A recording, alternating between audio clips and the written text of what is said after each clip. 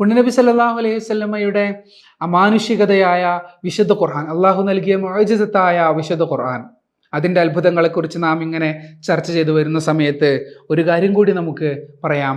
അത് തേനീച്ചയെക്കുറിച്ച് വിശുദ്ധ ഖുർആൻ നടത്തിയ പ്രയോഗമാണ്. സൂറത്തു നഹലിലെ 68, 69 വചനങ്ങൾ നമുക്ക് പാരായണം ചെയ്തു നോക്കാം. വഔഹാ റബ്ബുക ഇലൻ നഹ്ലി അനിത്തഖിദീ മിനൽ ജിബാലി ബുയൂത. അള്ളാഹു തേനീച്ചയ്ക്ക് ബോധനം നൽകി. എന്താണ് ബോധനം നൽകിയത്? അനിത്തഖിദീ മിനൽ ജിബാലി ബുയൂത, പർവ്വതങ്ങളിൽ നിങ്ങൾ കൂടുകൂട്ടണം എന്ന് പറയുന്ന സമയത്ത് ഉള്ള സംബോധനം സ്ത്രീ സംബോധന ശൈലിയിലാണ്. തേനീച്ചയെ സ്ത്രീലിംഗത്തോട് ഉപമിച്ചാണ് അള്ളാഹു സംബോധന ചെയ്യുന്നത്. അനിത്തഖിദീ, ഒരു സ്ത്രീയോട് പറയുന്നത് പോലെയുള്ള സംബോധന രീതിയാണ് അള്ളാഹു സ്വീകരിച്ചത്. വമിനശ്ശജരി വമിമ്മാ യഅരിശൂൻ സുമ്മ കുലീ, എന്നിട്ട് ഭക്ഷണം കഴിക്കണം എന്ന് പറയുന്നിടത്തും ഫെമിനിൻ ജെൻഡറിലാണ് അള്ളാഹു സംബോധന ചെയ്യുന്നത്. മിൻ കുല്ലി സമറാത്ത് ഫസ്ലുകി സുബുല റബ്ബികി ദുലുല എന്നൊക്കെ അള്ളാഹു പറയുന്നു.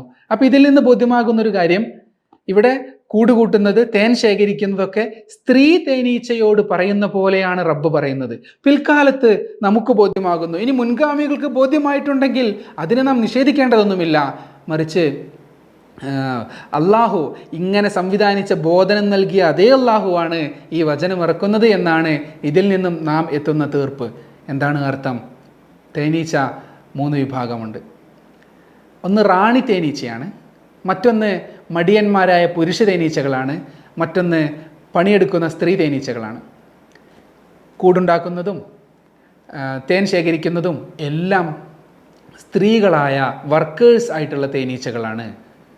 അതുകൊണ്ടാണ് ഖുർആൻ സംബോധന ചെയ്യുന്നത് ഫസ്ലുക്കി, കുലി, വഷറബി, എല്ലാം സ്ത്രീ സംബോധന ശൈലിയിലുള്ളത്.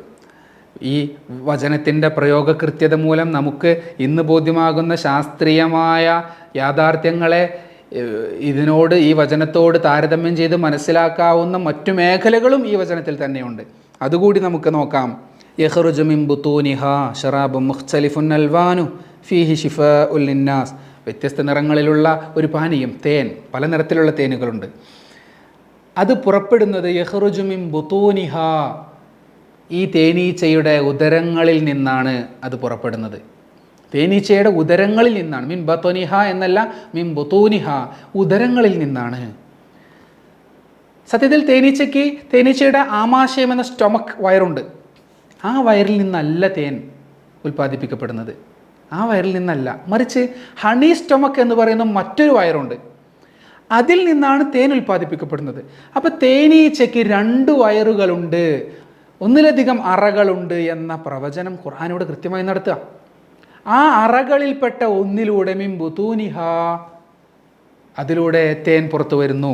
എന്നിട്ട് പറയുന്നത് ഫീഹി ശിഫാഉൽ ലിന്നാസ്, അതിൽ ജനങ്ങൾക്ക് രോഗശമനവുമുണ്ട്. പിന്നെയോ അത് മുഴുവൻ ജനങ്ങൾക്കും. എന്നാൽ പിന്നെയോ ഇന്ന ഫീ ദാലിക ലആയത്തൻ ലിഖൗമി യതഫക്കറുൻ, ചിന്തിക്കുന്ന മനുഷ്യർക്ക് അതിൽ അള്ളാഹുവിൻ്റെ അടയാളവും കാണാൻ കഴിയുമെന്ന്. അപ്പോൾ 2-3 കാര്യങ്ങളാണ് നാം ഇവിടെ സൂചിപ്പിച്ചത്. ഒന്ന്, സ്ത്രീ സംബോധന ശൈലിയിൽ അള്ളാഹു തേനീച്ചയോട് ബോധനം നൽകുന്നു. എന്തൊക്കെ പറയുന്നു? ഭക്ഷണം ശേഖരിക്കുന്നത്, തേനുണ്ടാക്കുന്നത്, കൂടുകൂട്ടുന്നത് അടക്കമുള്ള കൽപ്പനകൾ സ്ത്രീകളോട് നടത്തുന്നു. കാരണം തേനീച്ചകളിലെ വർക്കേഴ്സായിട്ടുള്ള സ്ത്രീകളാണ് ഇതെല്ലാം ചെയ്യുന്നത്. പുരുഷന്മാർ മടിയന്മാരാണ്. റാണി തേനീച്ചയുമായി ഇടചേർന്ന് അടുത്ത തലമുറയെ ഉൽപ്പാദിപ്പിക്കുക എന്നൊരു ധർമ്മം മാത്രമാണ് അവർ നിർവഹിക്കുന്നത്. അതുകൊണ്ട് ഭക്ഷണം ശേഖരിക്കുന്നതും, ഭക്ഷണം കഴിക്കുന്നതും, വീട് നിർമ്മിക്കുന്നതും, തേൻ ശേഖരിക്കുന്നതും അടക്കമുള്ള കാര്യങ്ങൾ സ്ത്രീകളോട് പറയുന്നു. മറ്റൊന്ന് മിൻ ബുതൂനിഹ, ഒന്നിലധികം ഉദരങ്ങൾ തേനീച്ചയ്ക്കുണ്ട് എന്നത് ഖുർആൻ പറയുമ്പോഴാണ് നമുക്ക് ബോധ്യമാകുന്നത്. ആ ഉദരങ്ങളിൽപ്പെട്ട ഒന്നിലൂടെയാണ് തേൻ പുറത്തു വരുന്നത് എന്നും നമുക്ക് മനസ്സിലാക്കാൻ കഴിയും.